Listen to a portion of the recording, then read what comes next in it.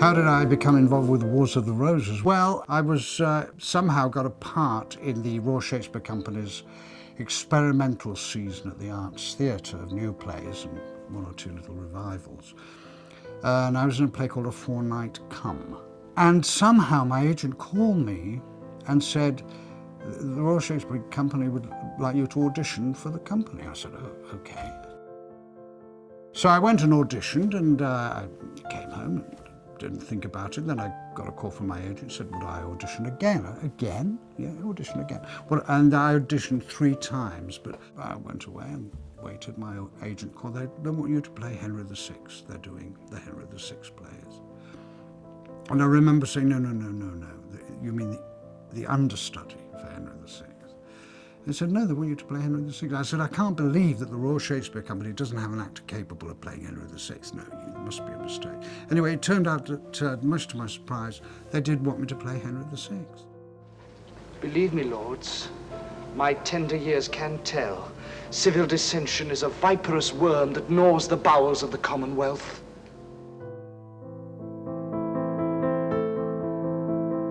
I was doing a play in Manchester, and Peter Hall and John Barton were scouring the countryside for their new season.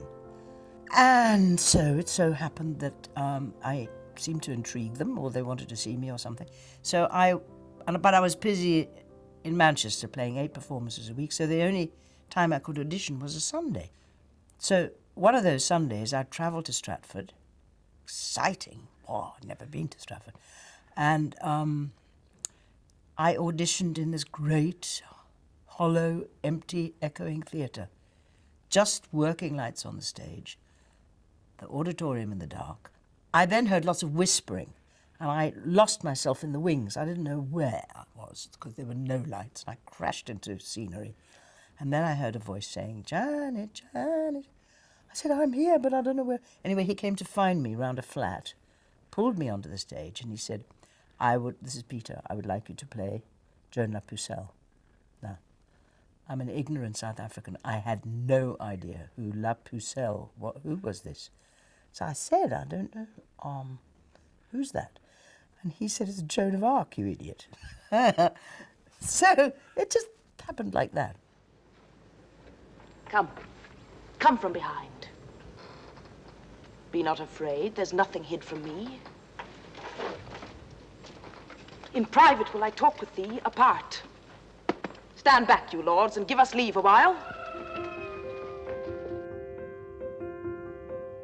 Going to Stratford to start to rehearse Wars of the Roses was awe-inspiring and frightening at the time. I know, and I've read it somewhere, and it's true that the first week or so of rehearsals, I went around to the whole company apologising for getting the part. I remember the first day of rehearsal was astonishing. 76 people gathered in the conference hall, as it was then called. It's now the Swan Theatre, headed by the great Peggy Ashcroft. I was in awe. I think me and David Warner were just sitting there trying to look small and very big-eyed, you know, slightly retiring like anemones. We were sitting there waving our little fronds very quietly because the big guns were there. But it wasn't that, it was the size of the project seemed huge.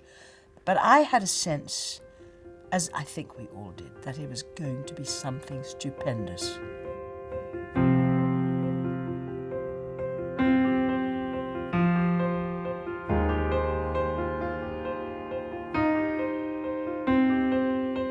It did feel as if it was a contemporary exercise in where are we now? What is the state of England? It seemed a sort of assessment of where we stood in the early 60s. And I thought, well, probably that's what Shakespeare meant, because he would set his plays in far back history, away from Elizabethan era, so nobody would think it was a comment on the times, in order to provoke assessments of the same kind in his audiences. So I thought that was absolutely right, that you don't do the history plays unless they have some iridescence about your presence. And that's exactly, it seemed, it made sense of it. It wasn't just clash, clash, lots of armour and treading on metal floors and things. It seemed to have a purpose behind it. When we were rehearsing The Wars of the Roses, one of the things was that John Barton would come in and rewrite a scene or add a line or whatever, and there'd be great big chunks of John Barton and no Shakespeare. It made it wonderful.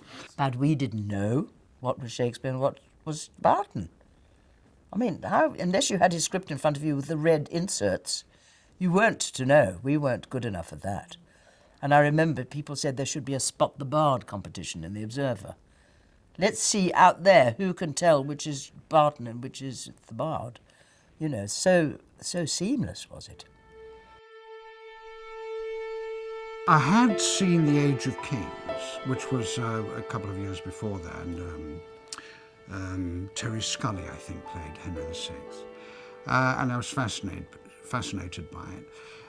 But of course, being offered Henry VI, the wonderful thing about that, it wasn't a really famous part. So, and also, there wasn't a lot of verse to worry about, except for the wonderful Molehill speech, which is, obviously for sentimental reasons, is my favourite Shakespearean speech of all time. I'm not a great background actor. I don't delve in, I'm not a method actor, but I'd read a biography of Henry VI, and the only thing I got from that was he wore farmer's boots. That's the only thing I could, and he was kind of weak, you know, and he didn't fight battles and things like that, and he was a religious man. And so I just said, well, the only thing I said, I read the biography, and he wore farmer's boots. So John Berry, the designer, had me clunking boots. So on the metal stage, it was clunk, clunk, clunk when Henry walked about. So no, I'm not a researcher as such. It's instinct for me. You know, I remember being rather feminist about Lady Anne one day. I was rehearsing with Ian Holm on the stage, and there was just a black box between us, which was the coffin of my dead husband that he'd murdered. You know, and I was filled with the kind of incense that Shakespeare could possibly write something about a young woman who would fall in love with her husband's murderer so quickly. You know, I hadn't got yet, my experience of Shakespeare hadn't got into his quickness yet. Shakespeare's very immediate. Things happen quickly. People fall in love. They don't just, you know, slither into it. And I remember saying to Peter, this is ridiculous. I don't understand her. I mean, what is she? And he said, just get on with it. Say the text. Get on with it. Do what Shakespeare says. And that was, you know, all those sort of tough lessons were very good for one who was trying to be a bit post-Freudian, I suppose. I read about witches and mayhem in medieval England a lot, and I read about Joan a lot because she's such a major historical figure. One of the few women in history who is. So I owed it to her, I felt, to find out more about this creature.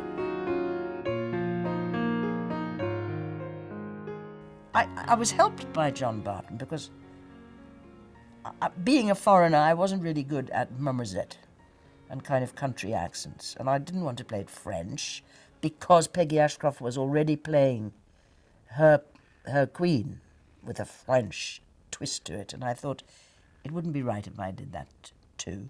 So I needed to find a sort of country twang for her, and John and I had long sessions on what perhaps an Elizabethan sound would be for her, to earth her a bit. I wanted her to be a bit lice-ridden and scruffy and, you know, full of cowpats and, you know, getting down to being a soldier rather than a hero. That felt to me more like that Shakespeare's Joan would want to be one of the boys.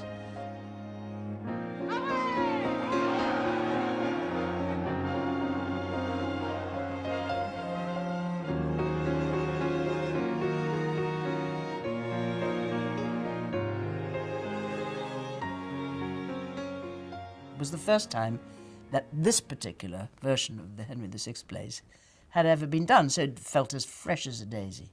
And you weren't scared of predecessors because you hadn't heard of them. as you do become a little bit nervous later on with the very great plays. But what it did certainly teach me was that there's no such thing as a biblical attitude to Shakespeare. I mean, yes, change things that don't work, cut things that are too long, just get on with it, make the plays happen. So it gave me a kind of feeling of freshness about Shakespeare text, which schools tend to not promulgate. They teach that every word is valuable, and they're not always, are they?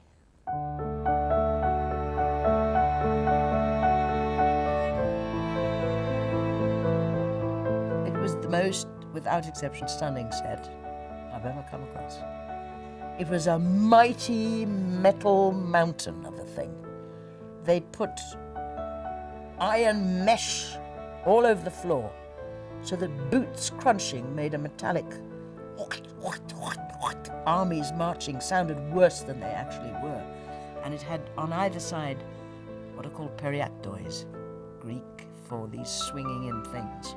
Great triangular battlements made of sheets of metal, studded metal, 15 foot high at least.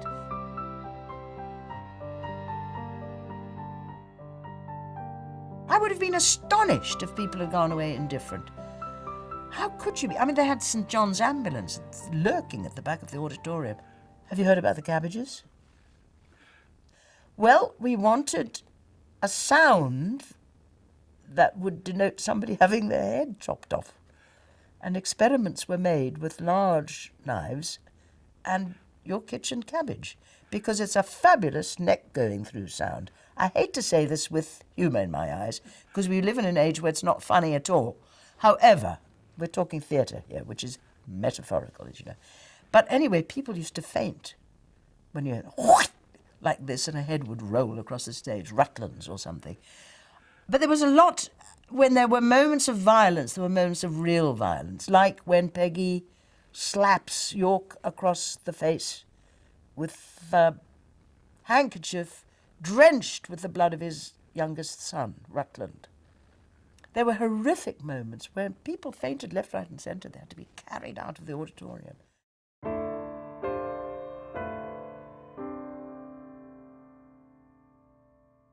The idea of filming something from the stage to film seemed not to have been experienced very often. Then, now, everybody knows how to do it because of multi-camera work and blah, blah, blah. However, we also thought it was certainly good enough to be recorded for posterity.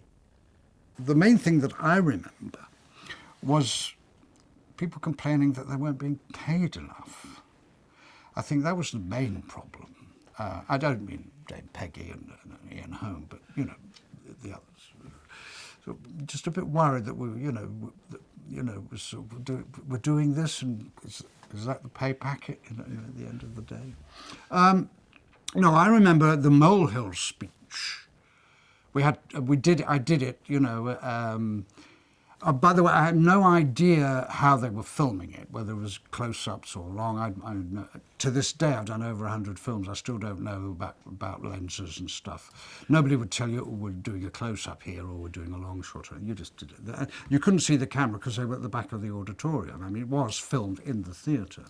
And I remember at the end, I was so glad to get to the end of this wonderful Molehill speech. I thought, oh, we've got it. The father who killed his son, that's all over. And then suddenly said, David, I'm terribly sorry, you've got to do it again. There was some light that was reflecting on the back. I thought, oh no, and I had to do it again. That's basically what I remember about recording it.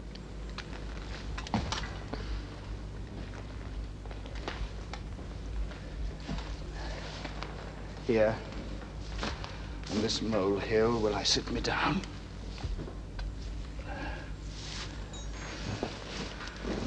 Whom God wills, there be the victory.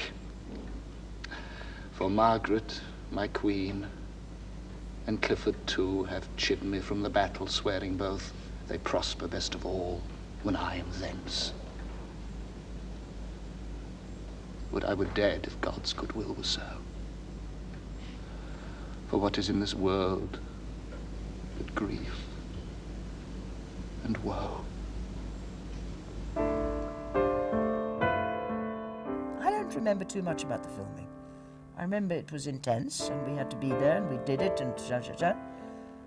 But I didn't realize how well they had done it. I had no idea that the cameras were so well placed. The only thing you lose in this filmed version of The Wars of the Roses is the sheer size of the set and the sort of panoply of royal murdering panoply that went on the stage. It's wonderfully in close-up, so it's terrifically powerful. You see faces and eyes and intentions wonderfully well. But you don't quite get the size of the stage, and that's simply because the camera tells you where to look, which is usually the important place, so it doesn't matter in the end. Well, they had to build out the floor of the stage so they could put cameras in down, underfloor, up your nostril positions, like that, and have much more room for the cameras to move, and indeed for the actors to move in. They had dollies and stuff, and they could shoot from the top as well. So the actual angles they managed to create, I think, were terrifically creative.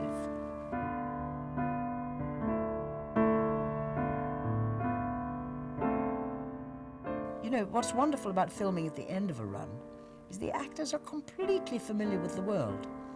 They don't have to go away and think, ooh, what am I doing here? They know exactly what's going on. So actors are very adaptable creatures. That's what they have to be.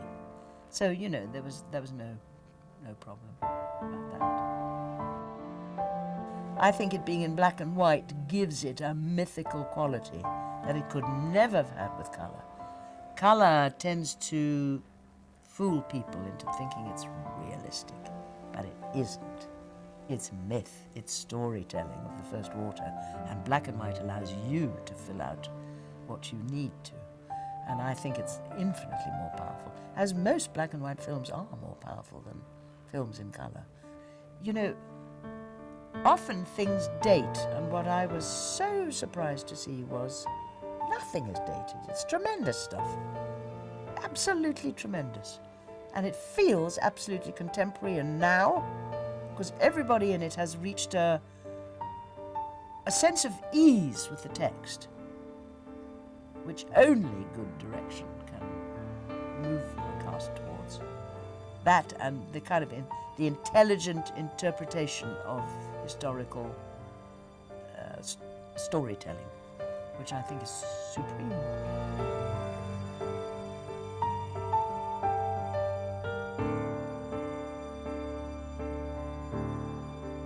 Does politics change? Does it ever? No, its relevance goes on even as we sit here talking to each other. Because the sliminess of how people behave when they want power and want to keep it and want to do away with their enemies. It's just that Shakespeare is more extreme than other writers. He's the Black Beast of playwrights. He sends people down slopes very quickly. But the idea of politicking doesn't change.